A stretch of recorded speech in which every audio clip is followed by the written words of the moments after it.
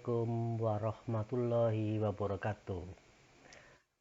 Marilah kita sebelum belajar berdoa. Hari ini kita akan belajar tentang gerak.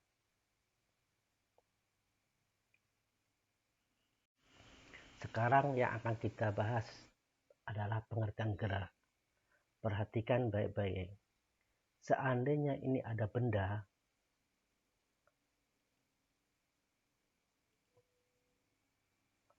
ada di titik A, kemudian benda yang ada di titik A ini berpindah ke titik B, maka dapat dikatakan bahwa balok tersebut itu bergerak. Saya ulang lagi, apabila balok berpindah dari titik A ke titik B, maka dikatakan bahwa balok itu bergerak. Jadi marilah kita lihat apa definisi atau pengertian dari gerak itu. Jadi gerak adalah perubahan posisi atau kedudukan benda terhadap titik atau acuan tertentu. Dari titik A berpindah kedudukan atau berpindah posisi ke titik B. Maka benda ini dapat dikatakan bergerak. Sekarang kita lihat suatu peristiwa. Perhatikan baik-baik.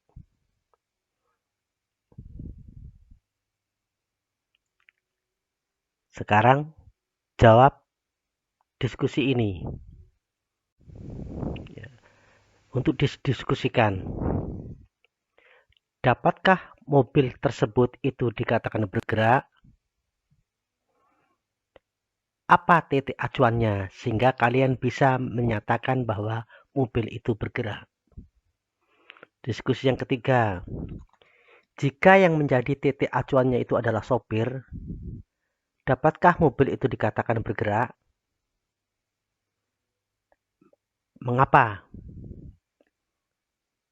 Jadi pentingkah posisi dalam titik acuan itu?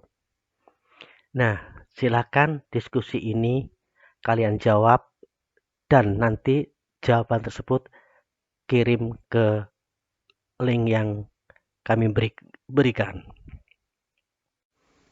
Sekarang kita akan membahas tentang macam-macam gerak. Nah, setiap benda yang bergerak pasti memiliki lintasan. Lintasan itu adalah jalan yang dilalui oleh benda tersebut. Itu namanya lintasan. Nah, berdasarkan lintasannya, gerak itu ada 3, yaitu gerak lurus. Jika lintasan atau jalan yang dilalui oleh benda itu berupa garis lurus. Jenis yang kedua adalah gerak parabola. Jika jalan atau lintasan benda itu berupa parabola. Kemudian jenis gerak yang ketiga yaitu gerak melingkar. Dikatakan gerak melingkar jika lintasannya berupa lingkaran. Mari perhatikan konsep yang lain. Konsep yang ketiga yaitu akan pelajari tentang jarak, perpindahan, kecepatan, dan kelajuan. Sekarang akan kita bahas tentang jarak. Perhatikan baik-baik. Ada suatu benda, dia mengalami pergerakan ke arah timur laut, kemudian ke tenggara. Saya berikan gambaran lintasannya. Jadi lintasannya benda tersebut atau jalan yang dilaluinya ini ke arah timur laut, kemudian ke arah tenggara. Nah, kemudian Dari sini ke titik ini sejauh 3 cm. Dari titik ini ke titik ini sejauh 4 cm. Jadi, berapa jarak atau panjang kelintasan yang ditempuh oleh benda itu? Dari sini 3 cm, dari sini 4 cm. Jadi, berapa jarak atau panjang lintasan yang ditempuh? Ya, betul. Jadi, panjang lintasan yang ditempuh 3 plus 4 cm. Jadi, 7 cm. Dengan demikian, jarak dapat didefinisikan sebagai panjang lintasan yang ditempuh benda yang bergerak dalam waktu tertentu. Jadi ketika bergerak dari sini ke sini, kemudian ke sini, ada waktu tertentu yang diperlukan oleh benda untuk bergerak. Nah, sekarang contoh yang kedua. Jika benda bergerak dari titik A ke titik B, dari sini ke sini, yang jaraknya 5 meter, kemudian kembali lagi dari B ke A. Ya, saya ulang lagi. Ada benda bergerak dari titik A sejauh 5 meter ke titik B, kemudian benda tersebut bergerak kembali atau balik kembali ke arah A sejauh 5 meter. Jadi, pertanyaannya, berapa jarak yang ditempuh? Jarak yang ditempuh dari sini ke sini plus dari sini ke sini. Ingat, pengertian jarak. Sekarang kita lihat kesimpulannya. Jarak itu merupakan besaran skalar. Besaran skalar itu artinya besaran yang hanya memiliki nilai dan satuan. Ini disebut nilainya, ini satuannya. Dia tidak punya arah.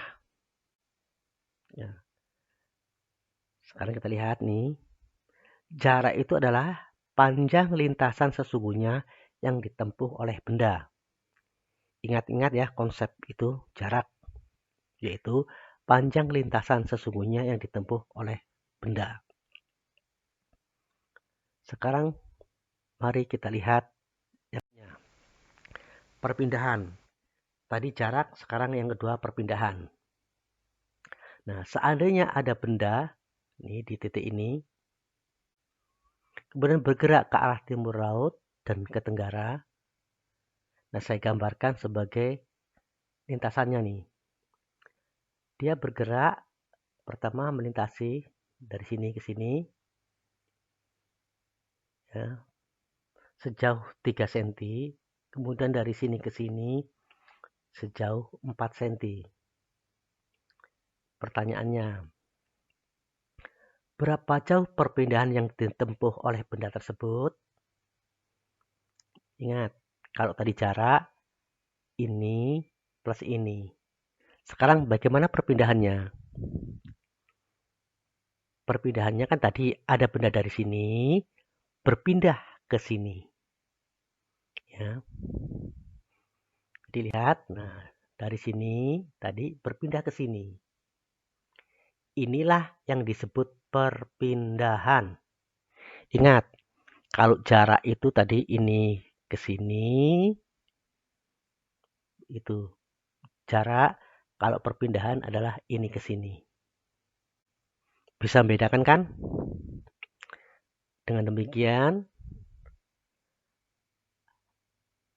dapat disimpulkan bahwa perpindahan adalah seberapa jauh benda tersebut berpindah dari titik acuan tanpa memperhatikan bentuk lintasannya. Perpindahan dapat diukur dengan menarik garis lurus dari titik awal ke titik akhir. Perhatikan nih ya, yang namanya perpindahan ini titik awal, ini titik akhir, ditarik garis lurus.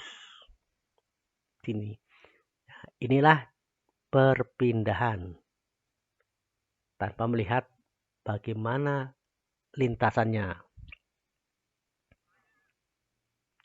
Dengan demikian, nih diperhatikan, apa yang ditunjukkan oleh garis merah ini adalah perpindahan. Saya ulang lagi, kalau jarak ini ke sini, yaitu panjang lintasan, tapi kalau perpindahan, yaitu titik awal ke titik akhir benda, dari sini ke sini. Nah, sekarang contoh.